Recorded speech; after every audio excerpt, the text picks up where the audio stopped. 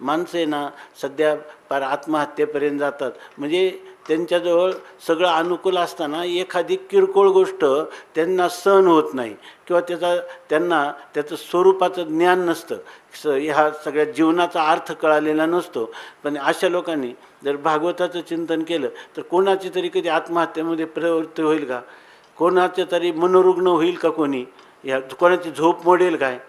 रात्री झोप त्याला काय म्हणतो आपण की निद्रानाश त्याच्या ठिकाणी होईल का? त्याच्या ठिकाणी दुराचार होईल का?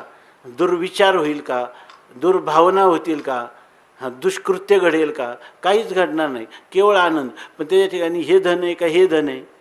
त्याच्या ठिकाणी भौतिक धन असताना रात्रंदिवस तुकाराम महाराज म्हणतात की खाटेवर पडला तरी तळमळ चालू आहे, किती धनाच्या राशी असल्या तरी. पण हे धन परमार्थ महाधन ज्याच्याजवळ किंवा हे भागवत धर्म